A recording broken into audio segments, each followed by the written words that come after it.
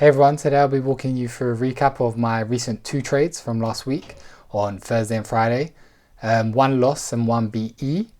So I just wanted to be visible with all my trades and not just my winners. I'll be showing you the analysis I used to frame these ideas and what the positive and negative confluences were for those. So this video will give you insight into my strategy and analysis for you to use and gain value from and improve if you need it.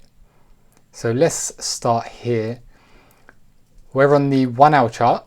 I'll stay in the lower time frames and I'll just quickly explain here. So the first trade here on Thursday the 8th of February, you can see that price had pulled up into this high time frame confluence area, right? We've got this daily fair value gap that was filled on the previous day and into the next day. We took out this buy side liquidity up here and we had SMC divergence, which showed a weakness on EU, and price action also stabbed into this 1 hour fair value gap slash order block. We have this possible bearish leg here because we kind of broke this low. This is where it's a bit sketchy because this could be a possible high low, high high here. So therefore that's a break of that low, showing that bearish intention. But this could also be the leg here from this low to this high. But anyway, I used this leg here. So I'll drop down to the M15 to show you. So now coming into the day of the trade, which we have here. So this is Asia, London, New York. This trade was during the New York session. We had the SMC divergence here at the highs from the previous day into today. So DXY did not make the lower low, which I'll show you here. So DXY didn't make a lower low, which showed some strength from DXY, and it mitigated that higher time frame POI. So in Asia, we had this sweep. We had Frankfurt sweep Asia breakdown, right? We pulled back during London, which I wasn't able to get into the original short for, right? So we swept that high here, which is more internal buy side liquidity, and just broke down without pulling back. So now into the New York session. So the confluences here were we were continuing with the order flow of the day.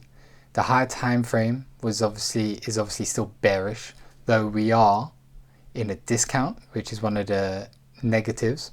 We're in a discount of the higher time frame leg and a discount of this possible new leg as well. We had liquidity swept, we've broken down, and we're pulling back fairly correctively to an M15 order block for a continuation of the order flow. So continuations are a bit more risky. I'm not using a high time frame POI, and there hasn't been an internal sweep of liquidity just yet, right? So, but price looks good to continue with the trend. We've got our M15 order block, and then the major negative for me was this 1 hour fair value gap above price, right? So that is usually a draw on price. So that made this a bit more of a lower quality trade. Sometimes you take these lower quality trades. It's like a B, let's say a B quality trade.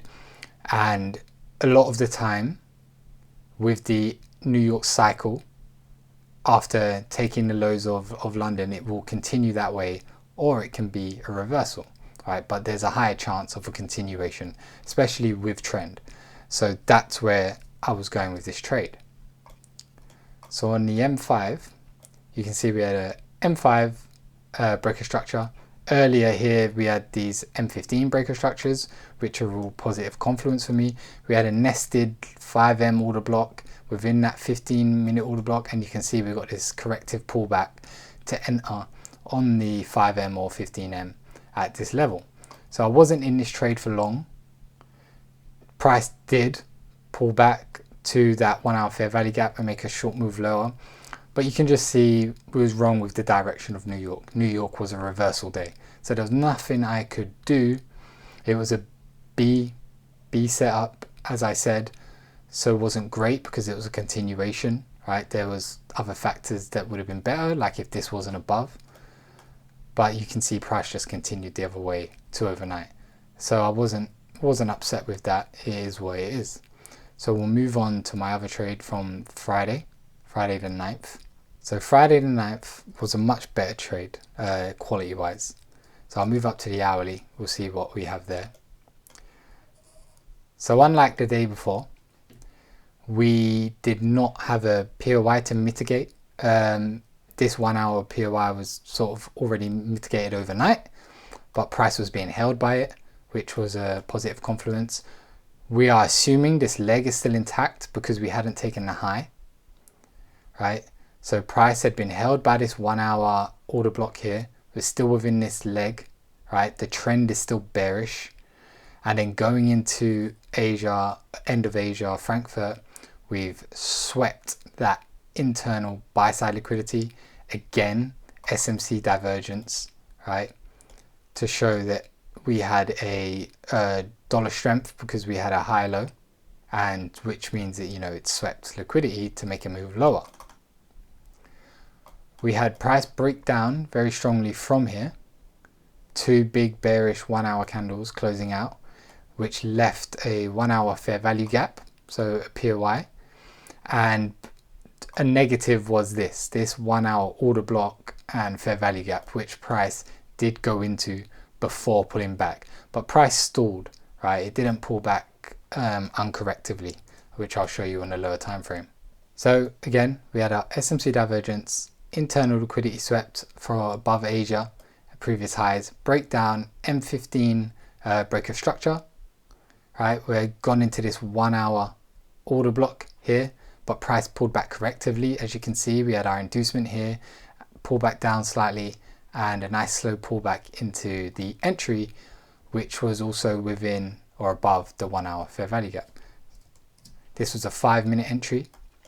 So again, you can see there was another internal liquidity sweep, which broke down, inducement, pull back slowly back up to this order block.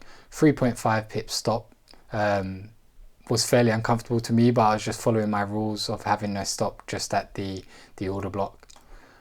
There was another negative here of a 5-minute order block above, which I was willing to trade, which is why my stop was here and not further, because if price had broken this order block, I'd rather just get in for this premium order block here to take the same trade down to the same area and recoup that loss. That was my thinking.